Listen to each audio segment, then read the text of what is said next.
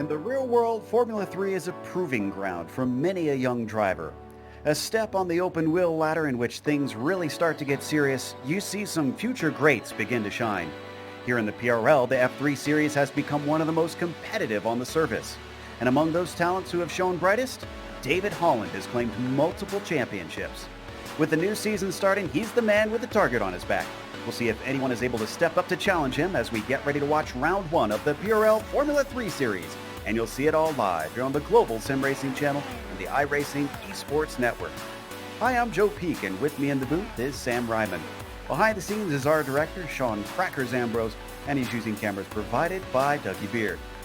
Speaking of the real world in F3, Zandvoort has hosted the Masters of Formula 3 event for multiple decades, so it's fitting that we kick things off here in the Netherlands. Let's get a closer look at the track our competitors are about to do battle on.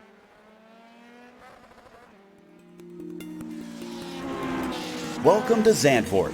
This track just to the west of Amsterdam fell into obscurity, but is getting new life in recent times thanks to a resurgence of Formula 1 fans in the country. Back in the mid-20th century, it hosted the Formula 1 Dutch Grand Prix for nearly 30 years. Granted, it was on a much faster and more flowing layout. Nowadays, the 5 different versions which are available to be run are mostly tight and technical. The shortest one is a little under a mile, while even the longest only stretches to a little over 2.5 miles. These tiny lengths, plus the narrowness of the track and its lack of long straights, make passing almost maddeningly difficult. The 2 most common spots are Tarzan, which is the first corner, and Hans Ernst, which is the final chicane. Even though it has recently been updated in the real world with more banking, even on the old track here on iRacing it has an unusual amount of camber for a road course. The 2 aforementioned turns, along with Hugenholtz and Schieflock, allow drivers to carry more speed than you'd expect. It also gives drivers a chance to take slightly unusual lines. Like most old school tracks, runoff is minimal. Mistakes in a few of the faster turns tend to allow no time for recovery and a big repair bill. Another unique quality is the fact that Zandvoort is literally next to the beach on the North Sea. Therefore, the sand easily blows its way onto the track surface and lessens grip. It's a tricky place to race, and even trickier circuit to win at. But with the beautiful surroundings, great history, and a mob of enthusiastic fans donning orange, you can't help but want to go visit this fantastic venue.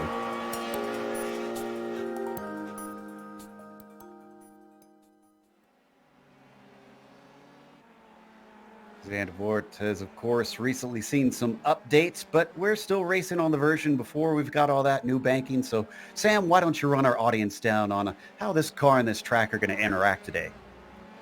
Yeah, and here, Joe, you kind of get an idea of why some people, before Zandvoort was announced as a Formula 1 Grand Prix circuit, were questioning it. It is kind of small, kind of tight, kind of narrow in places, and that's why they have had to make modifications. Just about 2.5 miles, 4 kilometers in length, 13 corners, very twisty, not a whole lot of room for passing out here. Obviously, the long run down the front straight and into the tight turn 1 is probably your best passing opportunity, but we'll see what these guys can do. It's the first race of the season, so we have a massive field, and I'm sure there'll be some great battles out there for us to watch. Yeah, certainly should be, especially with a large field. But before we get to that field, let's mention our sponsor, NinjaTrader. Ready to compete against the financial markets? Supporting over 60,000 users across the globe, NinjaTrader provides award-winning trading software and brokerage services. NinjaTrader is always free to use for advanced charting, backtesting, and trading simulation. Visit ninjatrader.com to get started with a risk-free trading simulator and start tracking your performance. It's also brought to you by ButtKicker. ButtKicker products add an incredible immersion and realism to any game. Feel every nuance and truly put yourself in the driver's seat. Check them out at thebuttkicker.com. Big thanks to our sponsors for this season. And let's look at last season real quick, the championship. I mentioned David Holland with another one to his belt, about 73 points ahead of David Soroy. Greg Seitz actually slipped down to third in the final race. Unfortunately, had DNF in that last round, and that did not help things as they were not allowed to drop the points on those ones. So that counted as a 0. Rod Clenard and Nicholas Delp round out the top 5, a little bit spaced apart as things kind of spread out as things went on. What about the team's championship, though, Sam? How did that wind up? Well, Vantage Zero ended up winning the team's championship by 59 points over Vantage Rosso. Rust Racing came home in third place on the podium there in the team championship, only 5 points ahead of Davidson Motorsport. Lavoie Motorsport made it also into the top 5. Now, if we have viewers who are tuning in for the first time, this is probably a good time to do so, with it being the first round, but let's run over the race details. It is a 45-minute race, nothing has changed there, and it is an open setup just like it has been in previous seasons. One thing that has changed, remember we've had that disqualification for incidents. Now they have a bit of a warning ahead of the time. You get a stop and go penalty at 11X, so if they get 11 incidents out on track, that's where they're sent in the pits. They have to come to their pit stall, come to a halt for a certain amount of seconds, and they get back out. And then the 20 incidents is where they are removed from the track and they are no longer allowed to race. Bonus points are the same as well. You can see pole fastest lap and 3 incidents or less. They're on offer. And as always, you're watching this on the iRacing Esports Network. Make sure and subscribe when you get the opportunity. Very easy to do so. If you scroll below the video here on YouTube and you see a big red button that says subscribe, then you know you haven't yet. Click it and you won't miss a moment here on IESN. In qualifying, same 2 names that we saw up at the top of much of last season, David Holland and Greg Seitz on the front row provisionally. We've still got 7 minutes left to go. And it is very tight behind them. I see a new name, Mitchell Green, and a name we're familiar with, David Soroy, both within a tenth of Seitz. Yeah, and it is going to be exciting, but also a little worrisome if we see David Holland and Greg Seitz on that front row, Joe, because even though they are arguably 2 of the, if not the 2, fastest drivers in this league, in this car, last season, in our 12-race season, they came together fighting for the lead 3 times. Netcode was to blame each time, but at a certain point, you've got to realize that you can only blame Netcode so much. Hopefully, they give each other a little bit more space, do a little bit of social distancing out there, and we'll see them cross the line all 12 times this season. Keeping it topical here, Sam. David Holland actually just put a little bit of a quicker lap in, so he's now 3/10, and that's come right back down because Greg Seitz responds, but he doesn't go quicker. Still got about a tenth and a half to make up to Holland, and he's taken it into the pits to bring it back out. Now, I find it curious that he has gone into the pits because one thing we've seen a lot with these tires, which I believe they introduced last season, is it seems to take a bit for them to get up to temperature. So it's not like we can necessarily see him go out and just put a hot lap in at first try. Yeah, well, that might be why some drivers opt in to come into the pits now if they're not happy with their setup or whatever, that they'll still have enough time to get a warm-up lap or 2 out there with 5 minutes left in qualifying. But yeah, I agree with you. You don't want to be pitting, in a couple moments' time, because you do want to have a bit of warmth in your tires out there. Rod Clenard has actually moved himself up into 3rd, so that pushes Mitchell Green out into 4th place on the outside of row 2 to watch Rosenbaum try to improve, and he does not that time by. Talking about warmth, why don't we take a look at the temperature? It's just about ideal conditions. It's not super cold out there, but it's also not super hot on the track surface. Really, the more of a concern is it looks like we got a strong wind blowing out into the sea today, because look at that, 16 miles an hour on aero cars. This does not bode well. No, absolutely. And that wind's not going away. I checked it about 5 minutes ago, and it was very similar to what you see there. So we'll wait and see how that affects it. Obviously, the good news is the drivers have had a 3-hour practice session leading into this 15-minute qualifying session. So if there is a constant wind, hopefully they've gotten used to dealing with it by now. Josh Daniels also not managing to go any quicker. I'm taking a look at David McDonald behind him, who is in 12th. This time by does go faster. It's a 29.3, and that gets him a single spot. He's now to 11th. I was talking about that close gap that we saw before to Seitz with his improvement earlier. It is now moved Rod Clenard about 2/10 away from him, but Mitchell Green is within about 13 hundredths of a second, 13 thousandths of a second of Rod Clenard, and Soroy is still within 200ths of Mitchell Green. So really, the front of the field has small margins between them. Yeah, and this is a tricky qualifying session for these drivers. It's only 15 minutes long. It takes about a minute and a half to do a lap around here.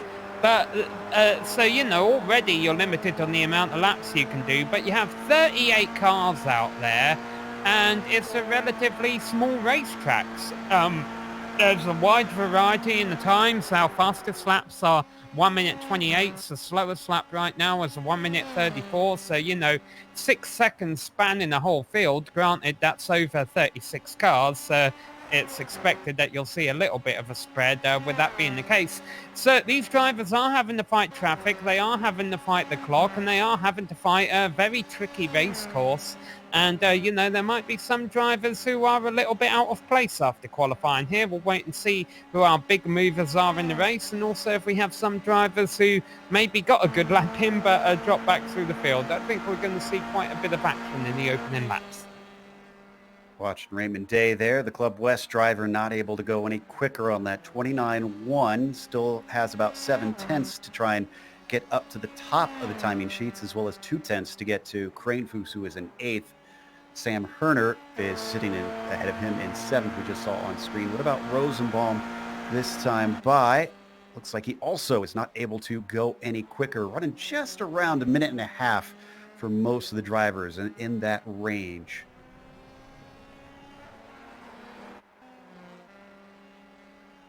Here's Ponick as well.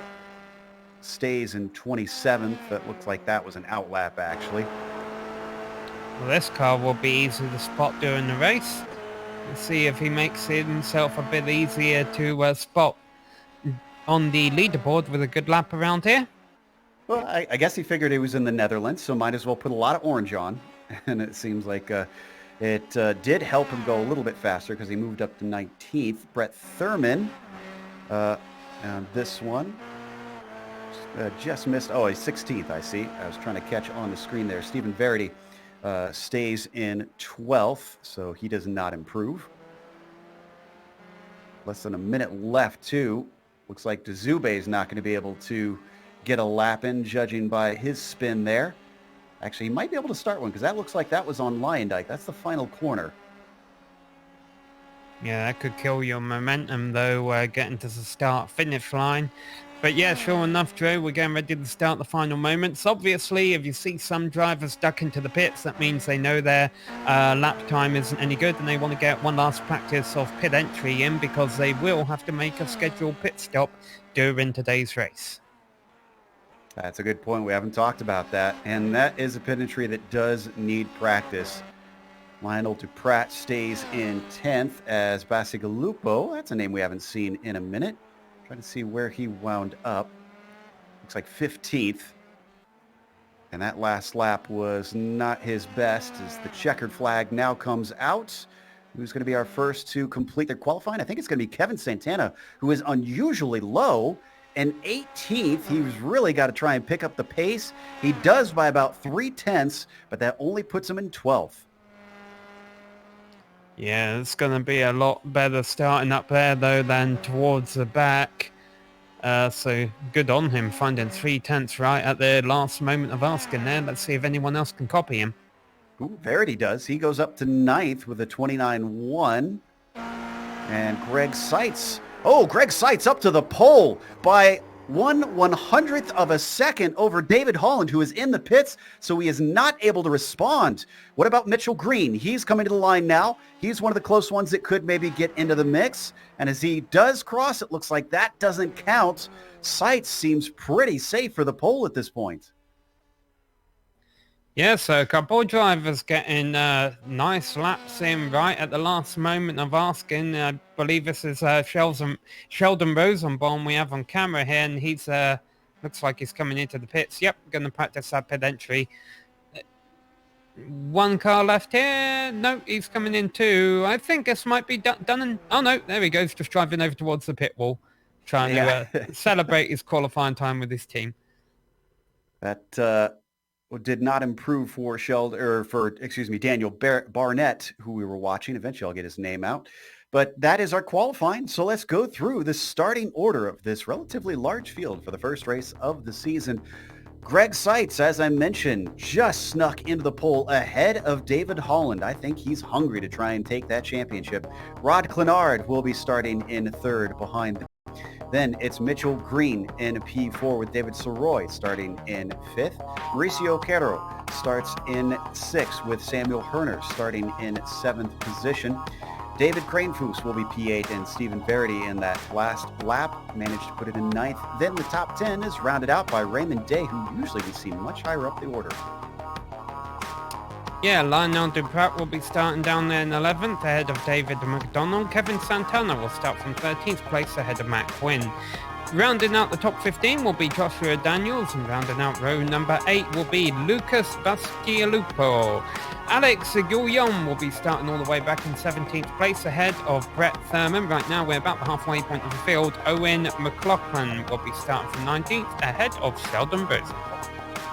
Christopher Richards is on the inside of the next row in 21st with Rain Pavlovich in 22nd. You've got Olivier Legault in 23rd, newcomer to the series, and then a veteran, Andy Spicer, starting in at 24th. Another driver we've seen a lot here in PRL, Tyler DeZube, starts in 25th. Eduardo Gach is in P26 with Sebastian Crew in 27th, and James David in at 28th. And it's Mark Ponick in at 29th, and Lauren Sebastian starts 30th today. Yeah, and then these drivers rounding out the field: Matthew Gunderson, Tyler Gore, Daniel Barnett, David Blackwood, David Herbert, and Paul Cliff, the last driver that turned the time. A couple of drivers there who did not turn the time in qualifying, but they're in the session, so hopefully we have a 38-car field. Well, it's Zandvoort, and they have the new damage model on these F3 cars, Joe, so let's see if anyone tries to Villeneuve it around on three wheels if we have a bad start here. But hopefully that won't be the case. Also, apologies that we've lost picture momentarily. We'll try to get it back here in a second. But yeah, this track could be prone to track blockages because of some of the more narrow parts where there is no runoff.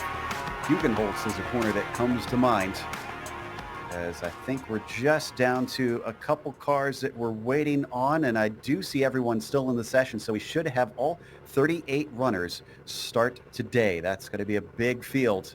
Appropriate here at a race that tended to have that Masters of Formula 3 event.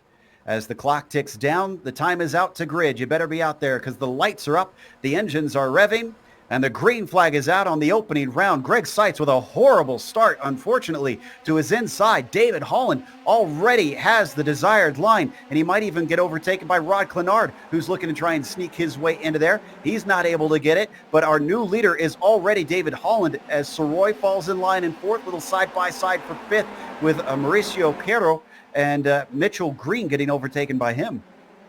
Yeah, watching the field funnel its way through the first sector. It's all been all clean so far, but still have some battles going on throughout the field as they work their way.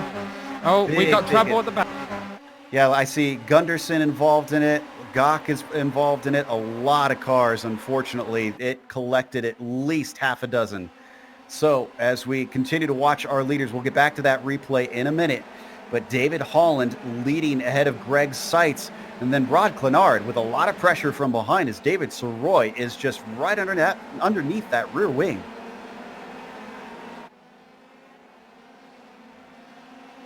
Of course, this is a time race. Don't know how many laps this will be, but they're coming around to complete their first lap.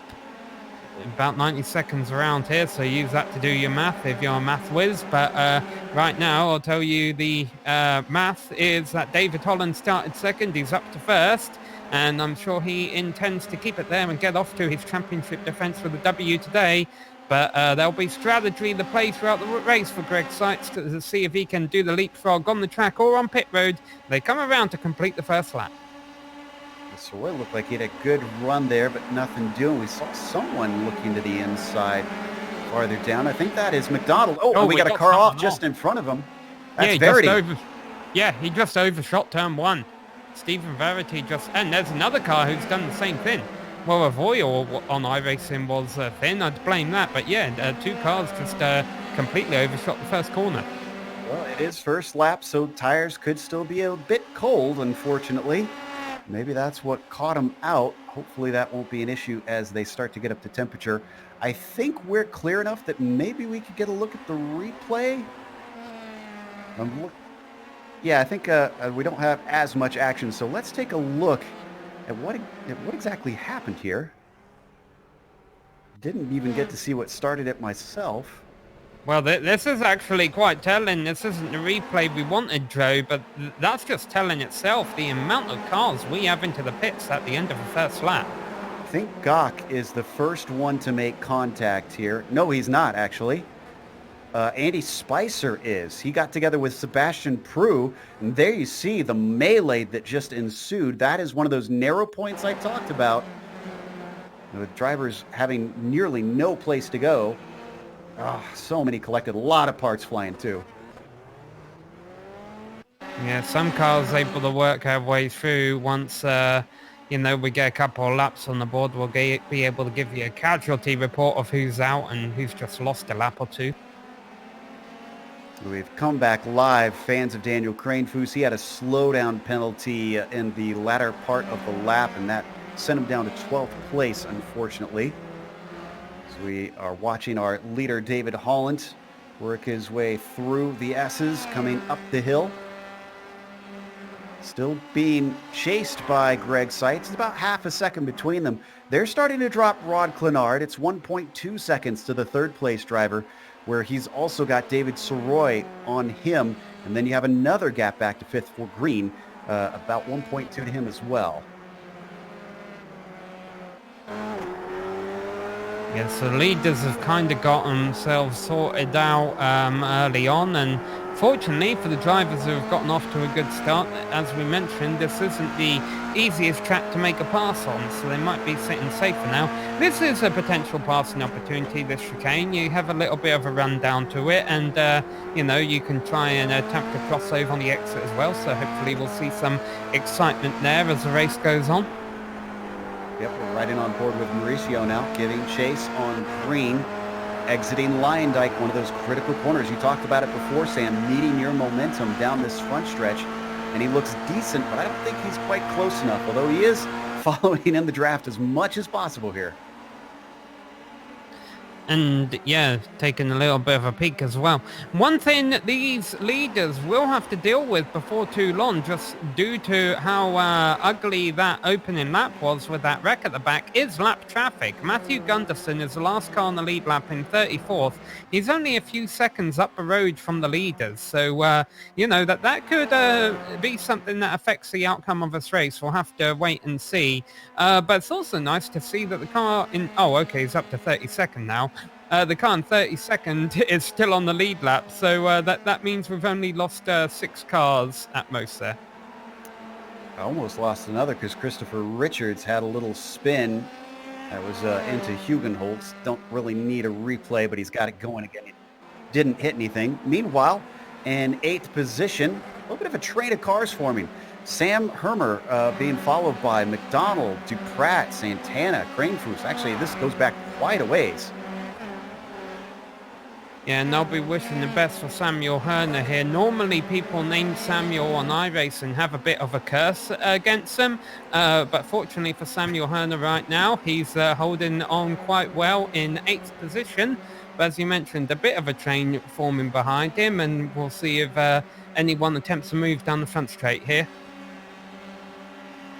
Seems like they're well far enough apart. It's behind them that it's starting to heat up. That starts with Matt Quinn, Spicer, Guion, Daniels, Bacigalupo all in there. Is anybody going to poke their nose out? A little bit of a defense there from Guion, and he's he's going to be an attack as they go 3 wide off the corner. Oh, but it's going to come to a head as Josh Daniel finds himself off the course with Spicer tangled in his car.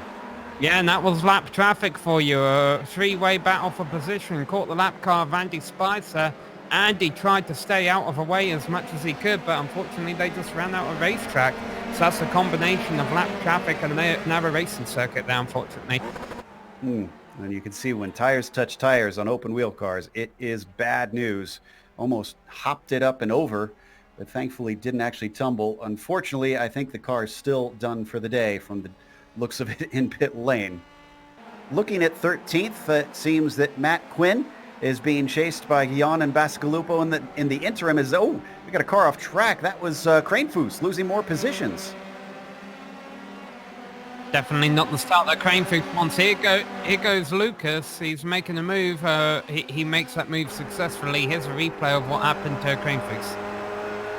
Yeah, we switched away to see what happened to the Buckeye, and this is into Renault right here. The next one is the left-hander Vodafone, which is where we saw him off track. Around it went very early in the corner. One thing that's easy to overlook, Joe, is that there are a lot of right-handers on this course, and sometimes I wonder if drivers set their cars up to turn a little bit better on the right-handers around here. Maybe that upsets the cars a little bit more, unlike the 2 or 3 left-handers we actually have on this track.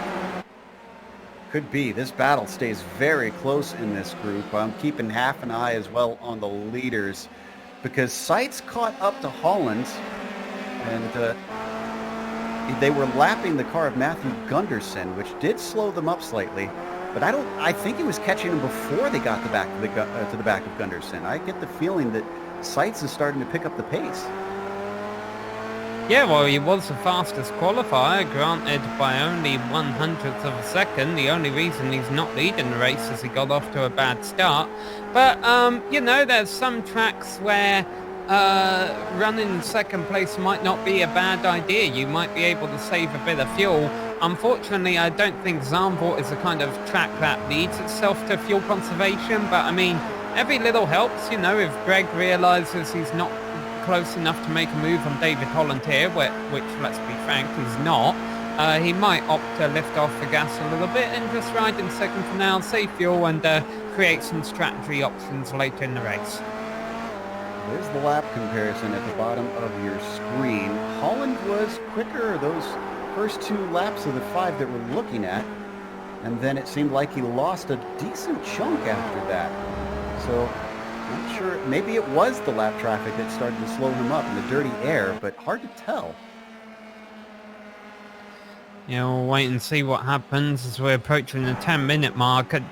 I don't think Greg Seitz is doing any kind of conserving, to be honest. He is all over the gearbox of Holland. He might be trying to get this lead the hard way. Unfortunately, in those 3 times that we mentioned these two came together last season because of netcode, I think Seitz came off worse all 3 times that happened. He did indeed. He was wrecked out, all 3 of them, I want to say, including in the final race at Watkins Glen. Fans of Kranefoos, he's taking it into pit lane. This is definitely not scheduled. I believe he might be done for the day. This battle has been hovering close, but I don't think anything's going to happen right now. It looks like he's just stalking him. Let's head back to that battle for 13th, which is led by Bacigalupo. Guion and the 808 is following him, and he's got a whole bunch of friends in tow. That's Thurman, Verity, and McLaughlin. Yeah, forget what happened to Verity earlier, but he's obviously much further back than where he started. He started 9th, he's in 16th, so he'll be in a hurry to try and get by these cars. He should have a nice run here on down the front straight with all of them punching a hole in the air for him. Thurman does too. He goes to the inside, and he's got it down into the braking. He holds it tight to the line. Excellent textbook maneuver. Still side by side with Verity trying to sneak through as well on Alex Guion. But it looks like Alex is able to defend. He goes a bit wide.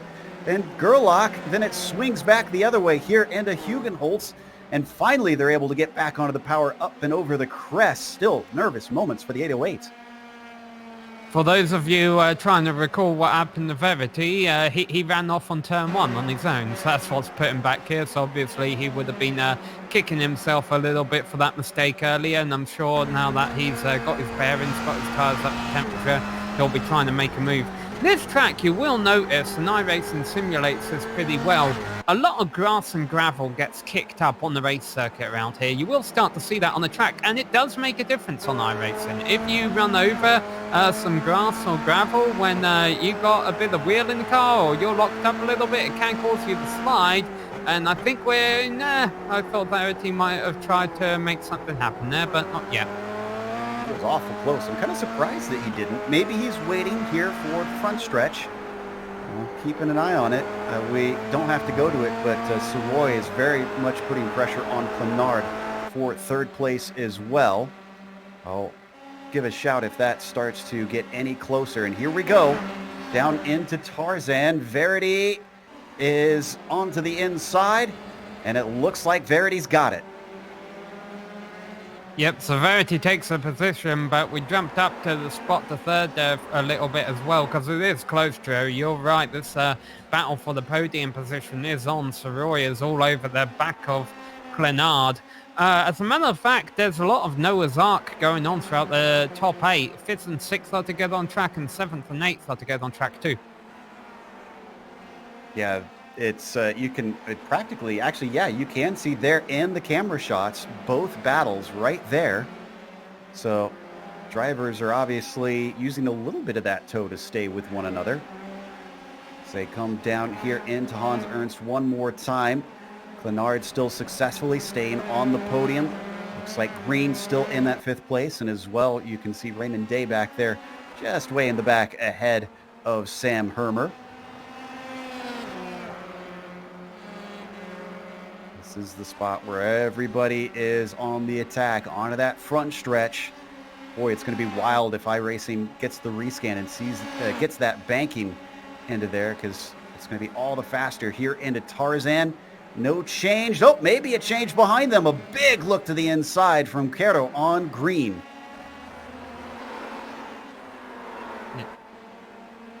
Let's look up from onboard. Mauricio Quero. Sorry, go ahead. Yeah, no positional change, but as you mentioned, he definitely took a look, but Quero, yeah, he was having none of it. Green was having none of it, rather, and kept to his line, and Quero had to back off.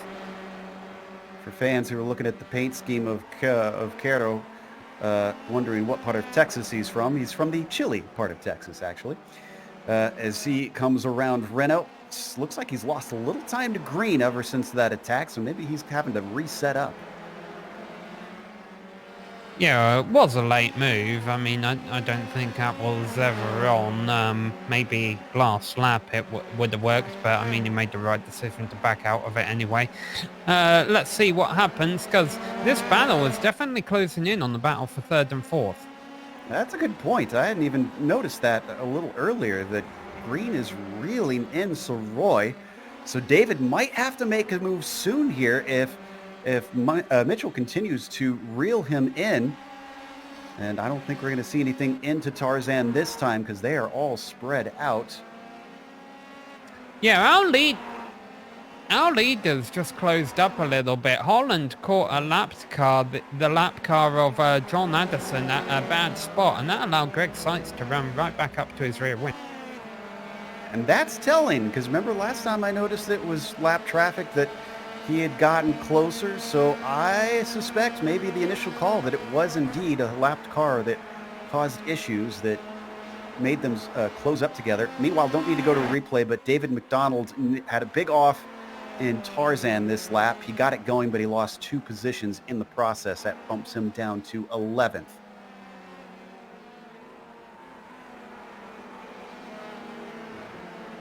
So we mentioned a little bit earlier of those Noah's Ark's battles. Sorry, side by side for 3rd. Clenard was offline to try and get by the lap car, and that allowed Soroy to get right up alongside him for 3rd place. He didn't make it stick, though. He just got alongside him, but I felt for sure there was going to be a change. What that has allowed, though, is it's allowed Green to run both of them right down. So now 3rd, 4th and 5th are all in a tight train here, and Clenard could be a sitting duck if either of them gets a good run out of this corner. Well, actually, looks like Savoy managed to get the best of the runs of anybody. So you're right. Clenard is going a little bit defensive, but too late on it because down to the inside goes Soroy. A big attack in the braking zone. He has the inside, and he's going to have the inside again coming into Gerlach and finally seals the deal there. That keeps Green, or gives Green an opportunity. He tries to come through on Clenard, but is not successful. So only one position lost, but obviously Rod Clenard under a lot of pressure now. Yes, they called David Soroy drained because he's in love with Tarzan after that one, helping him get up into third position. And now let's see if he can try and pull away from Clenard, because of course if Clenard ends up having to go defensive on Green, that'll be great news for Soroy. But right now, Clenard is all over the back of Soroy, and who knows, he might try and get it back next time around. And I'd say that Caro is also not out of the question here, because I'm sure he'd love to see Green and Clenard start to fight. So watch off the back of Soroy down into Hans Ernst. Everybody accordions together, but nobody makes a move. We're all just staying right in line. We also haven't talked about the pit stops. That window is now open. Question is, do we see anybody of this group try to duck away and maybe take an alternate strategy? Battling lap cars on the front straight in front of Holland. Fortunately, he's able to get by it before Seitz gets up to him. So this is becoming more and more of an issue. And look at that. Guerrero, really being aggressive to get by Green now. We also do have some lap cars choosing the pit early, so the drivers will have to be aware of that. We've already seen cars run out of track earlier today, resulting in incidents, and we almost saw another one there. It's Green off. Yes, he is. Back on the track and loses a position. Ooh, we got to see on board what was going on with the hands of Mitchell Green, because he nearly caught that tire barrier on the exit of Gerlach. Here we go. There you can see he's had the line taken away from him. Great catch. Not a lot of panic you can see in there, and the Pennsylvania driver gets it going once again, but he falls to 6th as Caro fully gets by. That's because they wear virtual helmets. That's why you didn't see any panic. This is true. Man, you talked about that lap traffic. It was down to 0.3 of a second between Holland and Seitz once again. So Seitz has got to be aware of this. He has to be seeing that the gap is coming down every time they come up with that lap traffic. I have to wonder if the gears are already turning inside that helmet. Yeah, well, normally it's more of a factor in oval racing, because oval racing kind of has the unwritten rule, just because of the way cautions work, that if you're the last car on the lead lap, you can fight the leader to try and stay on the lead lap. That's not normally the case in road racing, but we're almost seeing a bit of an oval race mentality here, in that the lead driver is having a harder time with lap traffic than everyone behind him. We're riding on board with Seitz right now. We got a wreck in front of them. That was Kranefoos, and I'm trying to figure out Andy Spicer? Both cars who have had a lot of trouble today, and they were two completely separate incidents. How bizarre.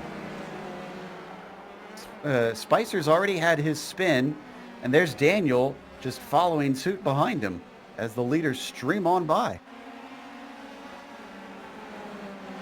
Yeah, sometimes that could be an instance where you see a yellow flag waving and it just distracts you a little bit and you kind of make a mistake of your own. Could have been what happened here, yeah. That would be my guess. So we come back live. Let's head to P7 because Sam Hermer is still right on top of Raymond Day. They've also got that lap traffic in front of them. You can see how close he is as we've jumped onto the gearbox of Day. Hermer's going to look to the inside as he's distracted by that traffic. He's given him space, but Hermer can't seal the deal. He looks for the over-under as they exit out of Hans Ernst up into Kumho. Don't often see passes into here. It's off the corner that he wants to set it up. He's got to get a good exit. They swing around Lyondike onto the front stretch. They're both going to get a little bit of a tow from Josh Daniels in the 07, the lap car in front of them. But that's not going to be enough for Day. He is slow in a straight line. Here comes Hermer down to the inside, coming into Tarzan. Great on the brakes there for Raymond Day, trying to defend the long way around on the banking. Does give him a little bit of an advantage, and I think he's successful. He holds him down. Yeah, nice defense there from Day, but he does have to get by the lap car of Joshua Daniels now, who's trying to get by, actually trying to unlap himself from David Blackwood. This is not good for Raymond Day. He's going to have difficulty getting by these two. Oh, they're going to go side by side. Could all get a bit ugly. The track is blocked, and it looks like Blackwood just sends himself off the course to get out of the way, finally. Still, Daniel's not doing these two any favors. You're right. It looks like these lap cars really are not as concerned about those blue flags. And Josh is not a newcomer. Josh has been in this series for a while. I'm a bit surprised that he's not allowing them through quicker. Yeah, it's kind of a hard job to do around here. That's true. Well, he has left them behind a little bit here, so maybe he is kind of quicker than them on pace. I don't know. This is making life a headache for Raymond Day, that's for sure. And we saw, it seemed like, Sam, that he did not have the straight line speed last time on the front stretch, so this does not look good as he actually has a bit of an off, and he doesn't need the front stretch. There goes Sam Hermer up into P7, just like that.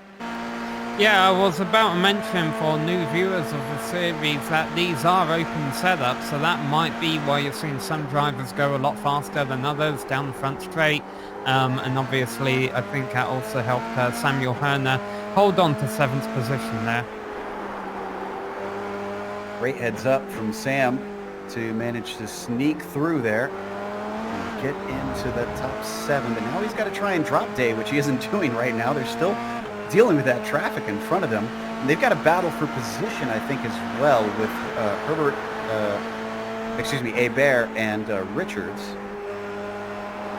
Actually, no, that is not a battle for position. They are on separate laps. Yeah, this is turning into a bit of a sports car race at times, isn't it? It's like, oh no, those cars aren't battling each other. Meanwhile, I think we have a scheduled stop happening because Tyler Gore is in. Oh my goodness, the lap traffic is going 3 wide right now just as we cut away. And poor Sam Hermer almost made contact there. Might actually be worth a replay on this one. This is coming out of Vodafone. I thought he was going to clip the rear of Josh Daniels. Just managed to stay out of him. Look at him have to weave to the side.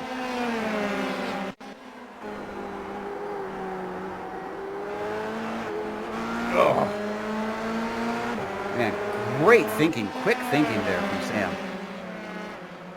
Let's come back live.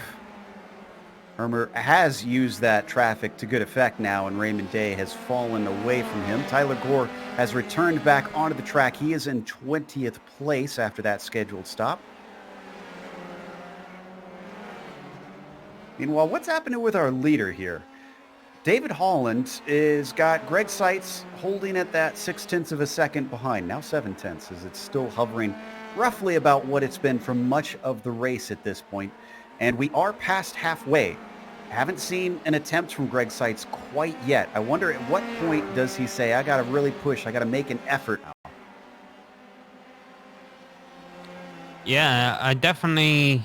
Well, I mean, pit stops are going to be on his mind, but I don't think Greg Seitz has ever been taking it easy. I mean, we've seen him getting right up on the gearbox of Holland and using all the racetrack. And also, to go at the pace that these two are going at, they've got to be pushing it. You know, they don't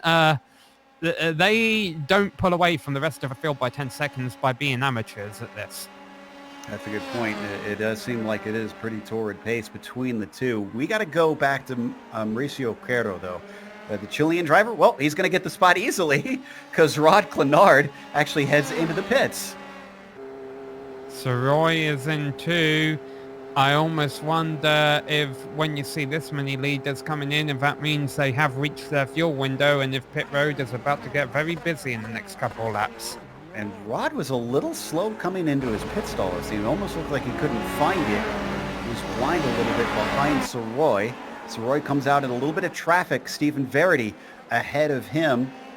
But they are now our two highest pitters. Soroy running 10th and Clenard in 12th. A lot of traffic among them. This is not good. Yeah, that was Clenard getting by Christopher Richards there. Richards moving out the way for Alex Gouillon now, who's having a pretty decent race going on in the top 15. Taking a glance at Holland once again. They've now got Kierto, the car behind him, with Soroy having taken his stop. Are they going to respond? Really no urgent need to, since the undercut, especially with these new tires, probably won't mean a whole lot. As they come around Lion Dyke, you have to stay off to the right side if you want to pit in, and I'd say Holland is coming in, and so is Greg Seitz. Good call, Sam. It does look like it is the end of the pit window. Holland getting very close to pit wall there on the right-hand side. Now, the question does become, has Seitz saved any fuel? Does he, has he done his calculations better than Holland? I think Seitz was a little bit slower getting into his pit box than Holland, and Holland is a splash and go, and he's out quickly. Seitz not too far behind him. Both of them very fast stop. Hopefully they didn't push it too tight on that refueling. Kierto is coming back out, but it looks like Soroy is going to be ahead of him. And that was Verity that we just saw spin off. Now, he has yet to take his stop, and that's not good because that's extra fuel for him to get the car going once again. Yeah, and that's the second time we've seen him off at turn 1 today.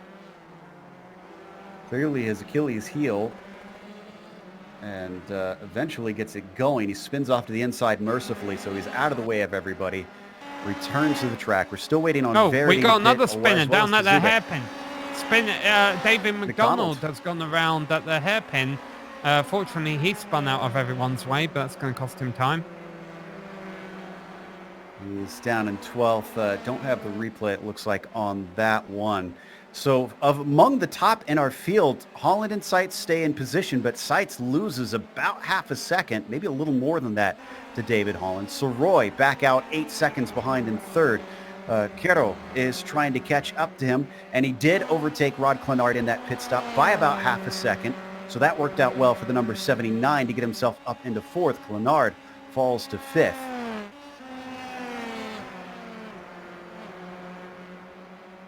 Things kind of settling down after the round of pit stops. Some cars still left to pit, but you see our class of the field still runs 1 and 2, a second between them right now, but now Seitz obviously will need to be a bit aggressive if he wants to take a win, and here Verity finally comes into the pit.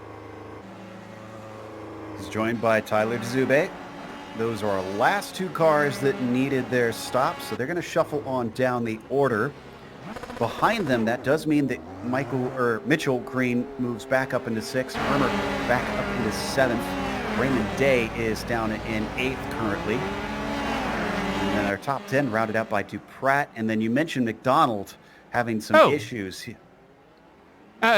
Lauren Sebastian had just stopped entering turn 1, and a couple of cars had to drive around him. Sorry, that was a scary movement with cars exiting the pits there.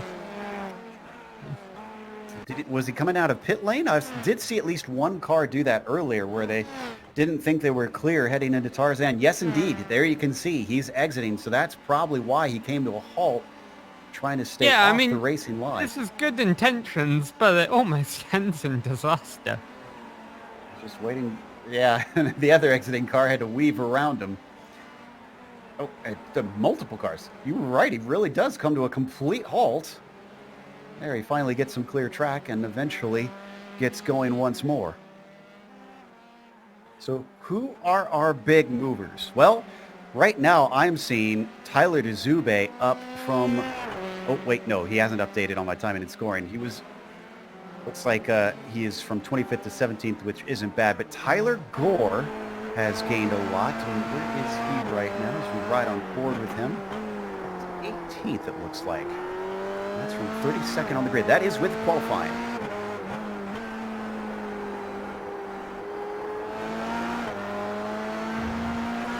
Didn't really see a whole lot of Tyler, if we're honest. Meanwhile, we got a change for position. Matt Quinn. Oh, and a wreck behind them. Just behind them, a big accident with Owen McLaughlin and Stephen Verity again in the first corner. Oh, no. And it was Verity attempting a pass. That's McLaughlin in the red car. Yeah, orange. They were 3 wide behind him. Oh yeah, and Verity kind of won out on that and just got into McLaughlin, and very unfortunate for, well, there was full position. I'm glad I said red on that one. Let's see, ducks to the inside. No, Verity locked up, he overshot the turn. Yeah, it was an overambitious pass attempt that didn't work out. McLaughlin winding up upside down, naturally had to take a tow, so probably not going to be able to get back in this race with only 13 minutes on the clock. Down in 12th, Matt Quinn, who we were going to look at before, just overtook Guillaume, who's fallen to 13th now. Well, I say fallen, but he started this race in 17th, so he's still up a couple positions, not having the worst of days, but could have been a little better if he had managed to hold on to that one. They come around to the front stretch. Alex way too far back to get enough of a tow this time through.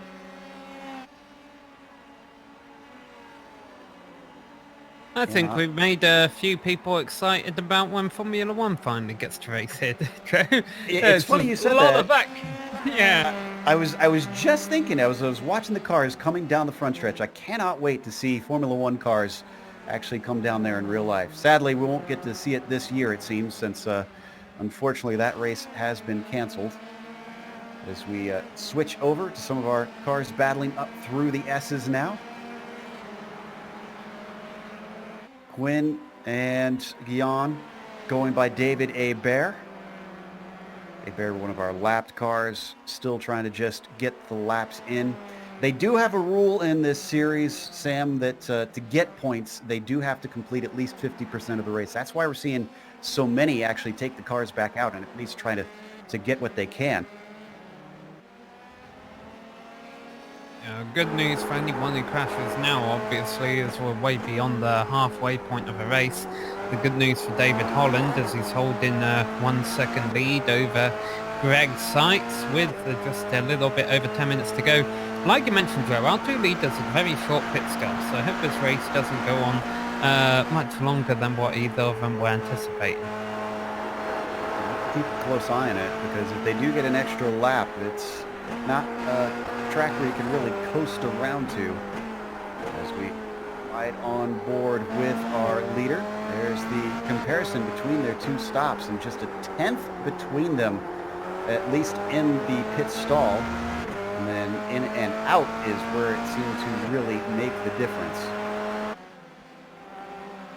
Yeah, but these two have definitely proven themselves to be the class of the field again today, and hopefully we'll have another great championship fight between them, hopefully a little bit cleaner this season, and we'll see who comes out on top. But with a 38-car field, we've definitely seen how exciting the series can be. Plenty of cool stories throughout the field. Lionel Duprat, for example, has gone from 11th to 9th. Ty Gore has gone from 32nd to 15th. Even drivers further back in the field like David Hebert. I know he's multiple laps down, but he started 35th and he's now in 27th. So great days around for Lionel, Ty Gore and Hebert. Oh my. Now, there was a car off track and didn't see. That was in Vodafone. Trying to find it. I'm guessing that was just a lapped car. I think, yeah, that was Sheldon Rosenbaum. He's in 14th now. He is not a lapped car, but it looks like he got it going once again. You know, the interesting thing I find about that battle for the lead, Sam, is even though it's been something of a stalemate, I think the fact that it is a stalemate, despite Seitz qualifying ahead of Holland, is telling, because it seems that these two are once again incredibly even matched, and I almost wonder if in a lot of the season it'll be down to something like this as we watch this great battle here between Tyler Gore and Olivier Legault. And I wonder if the battle is going to come down to essentially who gets the first corner first. Well, today might be because of how hard it is to pass around him. As I say that, Olivier is trying to prove it's not hard to pass. and will make a move on Ty Gore, one of the drivers that just gave a shout out in Bad Wizard of Odds pun, and there he goes, Ty Gore down to 16th and Legault up into 50th. Like you said, still not a bad day for Tyler. And Zube is actually in this fight too. That is for position. He's the green SRT machine that you see just behind them. So they do need to keep an eye on the mirrors just in case.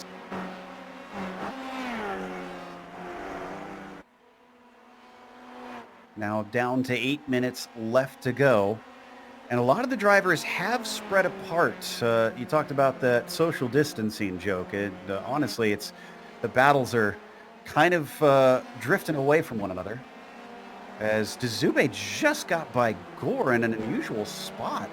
This is in Renault. Did Gore outbrake himself, or what happened here? Be my guess. Seems he's been going in the wrong direction. Yeah, he might have just gave it to him. Yeah, I wonder if he is happy with how many spots he's gone forward. Oh, is he maybe out of fuel? He's going very slow right now. Oh, wait, no. He's letting leaders by. So maybe it was blue flags. Still very slow, though. It could be a combination, Joe. He might realise that he's going to be a tiny bit short on fuel, and so he's not putting up too much of a fight and just coasting around. But it's still very early in the race to be doing that. Well, I mean, I guess save the fuel now so that you don't have to later. And he does have a gap behind. It's about 7 seconds down to James David in 18th. So he is able to slow up a little bit here. Not too much, though. I won't want to give away more than maybe a second a lap here in these final stages of the race. Lionel Duprat just put a couple wheels off in the final turn from 9th, and that gives that position to David McDonald. Great day for David McDonald. He's gone from 12th now up to 9th place. It's hard to get positions up at the higher end of the field, so those 3 spots are valuable.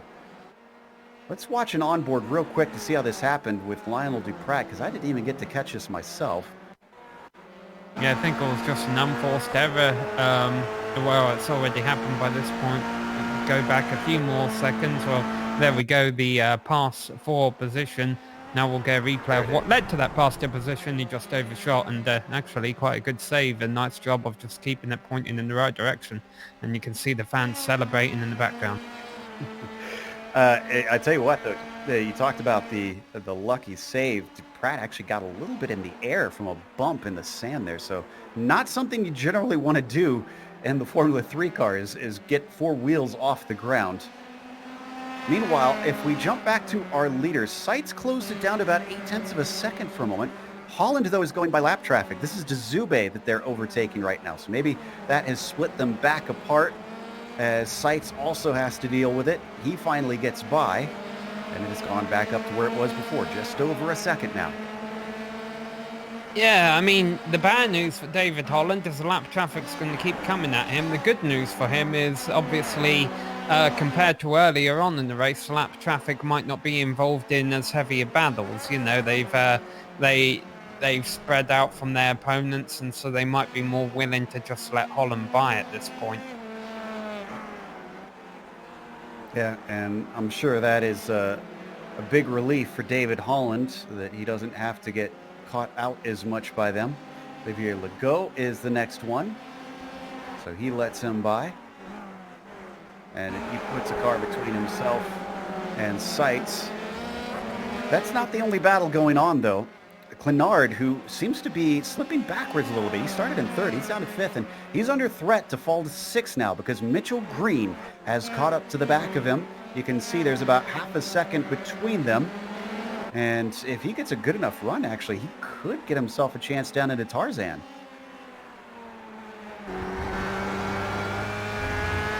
See if he can get a nice run out of a final corner here. Obviously, if he has a preferred setup, you know, a bit of a lower downforce, more streamlined trim on that car, that would help him. It does look like he's got around, and that was a very late defensive move from Clenard, and that's going to end in tears. It looks like Green might have got away with it. Yeah, I mean, to be fair, I don't think it was a defensive move. I think Clenard was just trying to turn into the corner. But it came out very bad for Rod. So Green continues on and is now within the top 5. Hopefully not too damaged. Watching one more replay on it. Green's car looks okay from what we saw there. Clenard, sadly, a DNF from that. He will get classified in the end, but I think, let's see, it'll probably be about 2-3 laps down here, so he'll be down in 20th or thereabouts. Yeah, I didn't. The way Clenard turned in on that corner didn't look natural to me, but I don't know. Each driver will have their own view on that. Hopefully, it's the last incident we see towards the end of a race, and I say that because the gap between the leaders is still less than a second, with only a few laps left to go. They'll get 2 to go next time by. Actually, it might be the white flag next time by. Yeah, white flag next time. This is Paul Clist in front of our leader.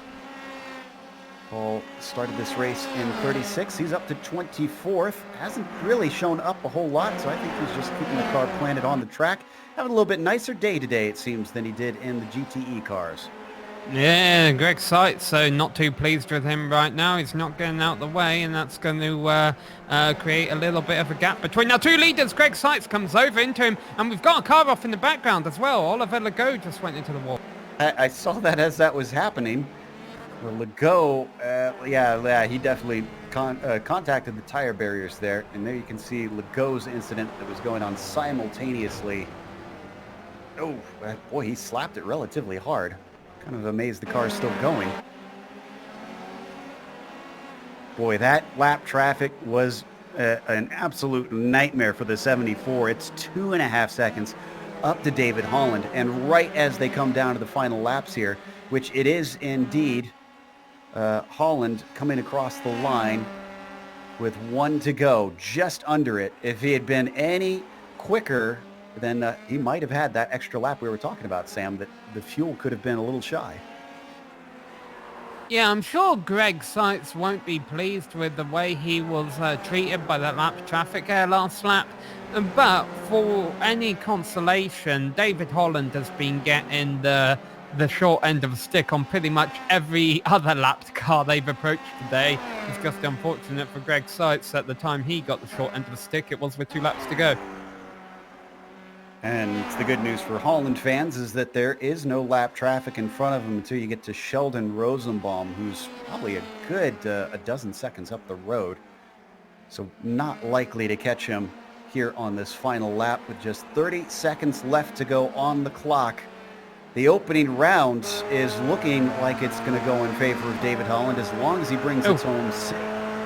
Yeah, we've had a big crash on the final lap, but we'll watch us finish here. We'll go back to that in a second. David Holland, well, for a second, I thought that shadow was a piece of debris there on the track. I thought he hoped he wouldn't hit it, but that was just a bit of shadow. He's going to come out of Lyondike. No worries for the number 18. He's going to kick off this latest attempt at a championship with a victory here today at the Netherlands. And Greg Seitz, who put it on pole, could not bring it home in first. He finds himself finishing second. But David Soroy, how about this run from 5th to 3rd for him and rounding out your podium? All right, let's see if Paul Clist can pull off a Gilles Villeneuve here and get his car across the finish line on 2 wheels. I don't think it's going to happen. He just took a tow into the pits, but there was a massive crash involving him and a couple of other cars on the final lap. Well, you wanted it, and you almost got it. So let's go to that replay now, because I actually haven't seen what exactly happened. Looks like this is in Renault. Did it start with Clist?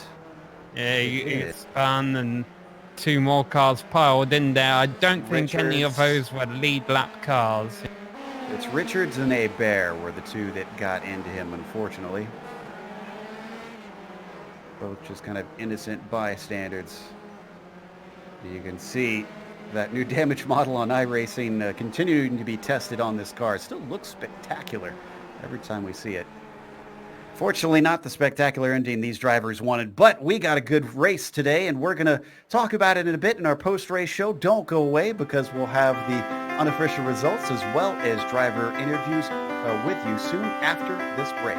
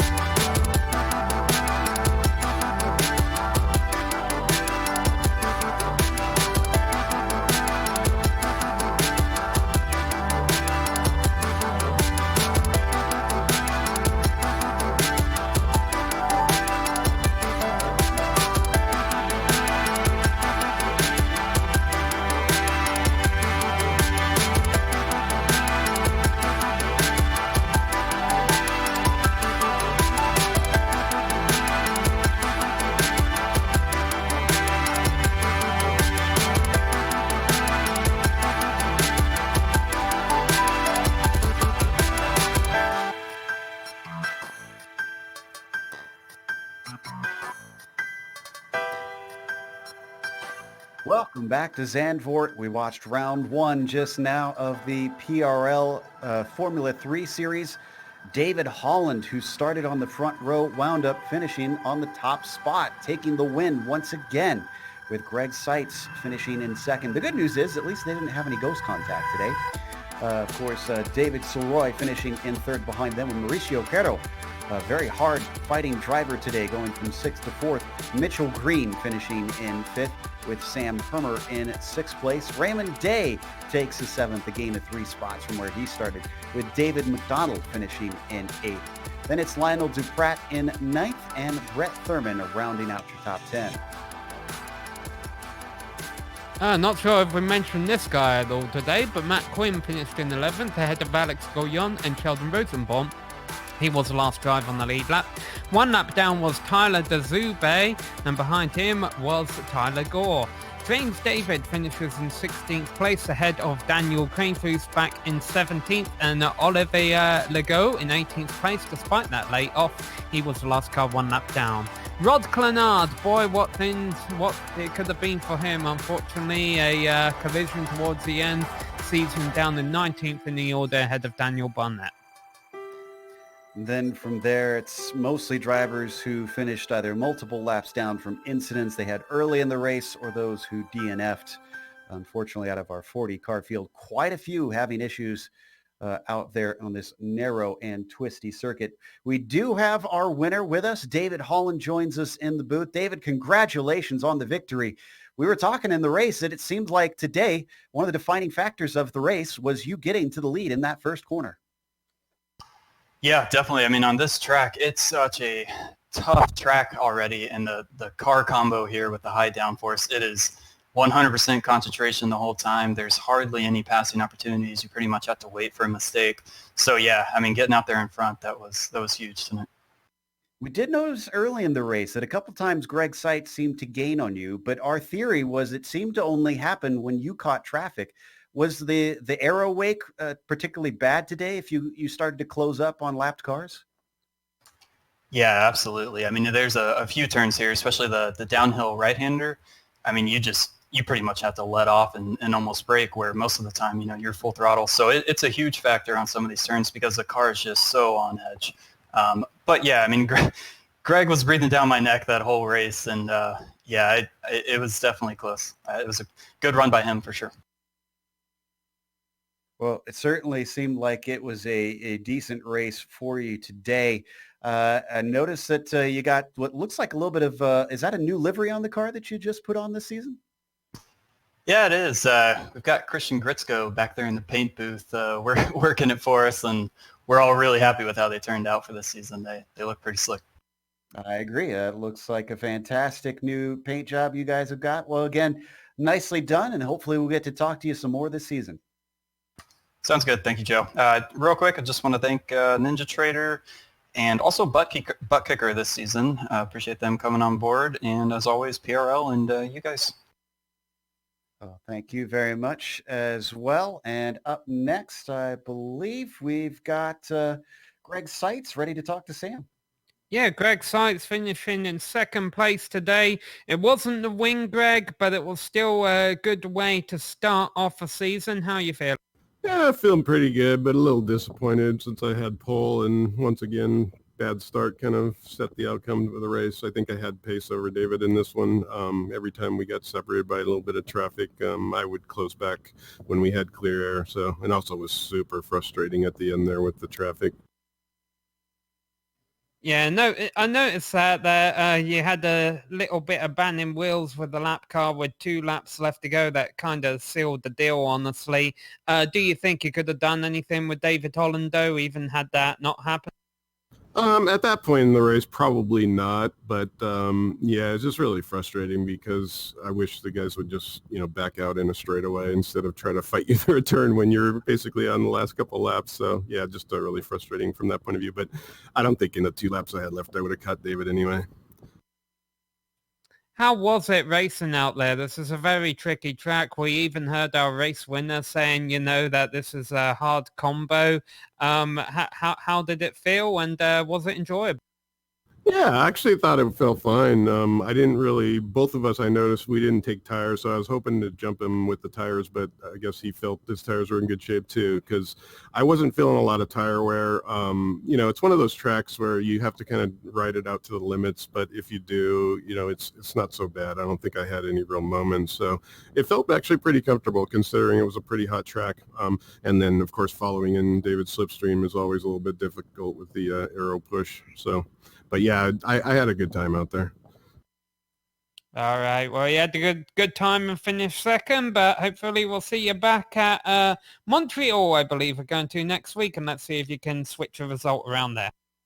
Yeah, I'm going to give it my best shot. I want to give a shout out to my new team, or not new team, but our additional team members. So it looks like as a team we placed pretty well, so I'm pretty happy with that. All right. Well, thanks for talking to us, Greg. We'll see you next week. Thank you. Last but not least, we've got our third place finisher, David Soroy, who managed to move himself upwards in this race, going from 5th to 3rd. That's got to feel like a pretty good accomplishment, David. Yeah, I'm very happy. Today is my birthday, so a podium is a nice gift.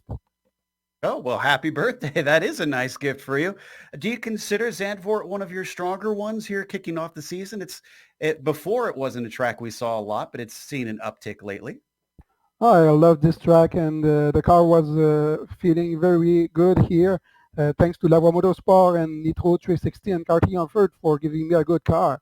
Yeah, I love this track, and with this car, it's very fun to drive.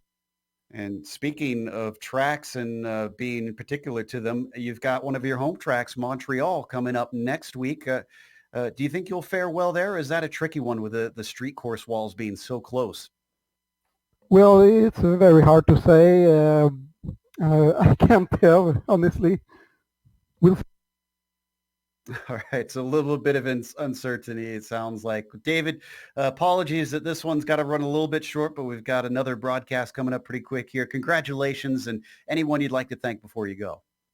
Well, like I said, Lavoie Motorsport, Nitro 360, and Karting Zandvoort, and you guys, you are doing a fantastic job.